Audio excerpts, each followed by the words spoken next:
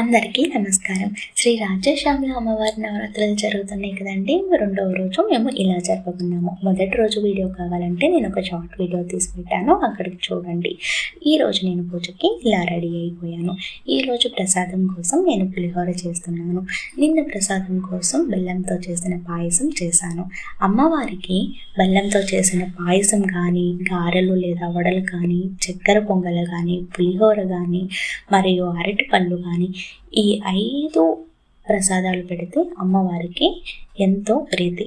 ఈ 5 ప్రసాదాలు అమ్మవారికి ప్రీతికరమైనవి. ఈ అమ్మవారు పూజలు మాఘశుద్ధ పాడ్యం నుండి మాఘశుద్ధ చవితి వరకు గుప్త నవరాత్రులుగా జరుపుకుంటారు. ఈ విషయం నేను నిన్న షార్ట్ వీడియోలో కూడా పెట్టాను. నిన్న షార్ట్ మాత్రమే పెట్టాను, ఎందుకంటే కొంచెం లేట్ అయిపోయింది కాబట్టి నేను లాంగ్ వీడియో పెట్టలేకపోయాను. అలాగే మేము ఎంతో సింపుల్గా పులిహోర ప్రసాదము, అమ్మవారికి కావాల్సినవి అన్నీ అరేంజ్ చేసేసుకొని పెట్టుకున్నాము. అండ్ మేము కూడా ఇలా రెడీ అయిపోయాము. అలాగే మన అందరికీ తెలిసిన విషయం ఏంటంటే, శ్యామల అమ్మవారు లలితాదేవి యొక్క మంత్రిని. అంటే లలిత అమ్మవారు శ్యామల అమ్మవారికి అనామిక ఉంగరాన్ని ఇచ్చారు. అంటే అన్ని బ్రహ్మాండ రాజ్య భారాన్ని లలితమ్మ శ్యామలాదేవికి అప్పగించింది. అంటే రాజ్య భారాన్ని చూసుకుంటుంది కాబట్టి ఈమెని రాజ్యశ్యామల అని కూడా పిలుస్తారు. ఈమెనే మాతంగి అని కూడా పిలుస్తారు. అలాగే శ్యామలాదేవి అంశే సరస్వతీదేవి, వాళ్ళిద్దరూ ఒకటి. ఈ అమ్మవారిని పూజించడం వలన జ్ఞానము, చదువు, బుద్ధి, జ్ఞాపక శక్తి పెరుగుతాయి అని చెప్పబడింది.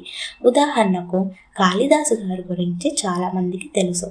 అతనికి ఏమీ తెలియకపోయినా సరే అమ్మవారి దగ్గరికి వెళ్ళి ప్రార్థించడం వల్ల అమ్మవారి కృపా కటాక్షంతో ఆయన చదువు, జ్ఞానము లభించారు.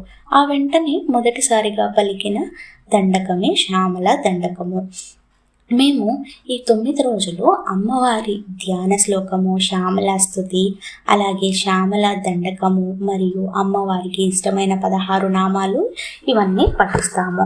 అలాగే శ్రీకృష్ణ భగవానుడు శ్యామలాదేవి యొక్క అంశతో జన్మిస్తాడు.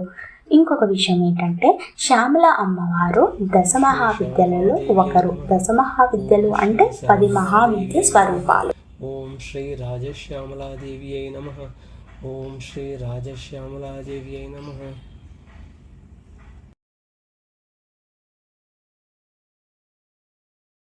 మాతలాసం మంజుల వాగ్విలాసం మాహేంద్ర నీలద్యుతి కోమలాంగిం మాతంగ కన్యాం మనసా స్మరామి. శ్రీ శ్యామలాదేవి అయి నమః. ధ్యాయామి. కర్ణాంబుజేతే బ్రహ్మద్వయో విస్తృత కీర్తమాయుః అన్యే పరం విభవం మునీంద్ర పరం శ్రియం భక్తి పారేణ చాన్యే నమామి దేవీం నవచంద్రమౌళిః మాతంగిని చంద్రకళావతంసం ఆమ్నాయ ప్రాప్తి ప్రతిపాదితార్థం ప్రబోధయంతిం ప్రియమాదరేణ వినమ్ర దేవస్థిరమౌళిరత్నైః విరాజితం తే చరణారవిందం ఆకృత్రిమానం వచాశం విశుక్లం పదాం పదం శిక్షాత నూపురాభ్యాం. ఇంకొక విషయం ఏంటంటే, శ్యామల అమ్మవారు 10 మహావిద్యలలో ఒకరు. 10 మహావిద్యలు అంటే 10 మహావిద్య స్వరూపాలు. శ్యామల అమ్మవారిని ప్రసన్నం చేసుకోవడానికి శ్రీ విద్య అనే ఉపాసనా మార్గం ద్వారా అమ్మవారిని చేరుకుంటారు. ఆదిశంకరాచార్యులు వారు తొలిసారిగా శ్రీ విద్యా ఉపాసనాన్ని చేశారు. శ్రీ విద్యా ఉపాసనాన్ని దక్షిణ భారతదేశంలో ఎక్కువగా పూజిస్తారు. శ్రీ విద్యా ఉపాసన అంటే ఇక్కడ శ్యామల అమ్మవారి.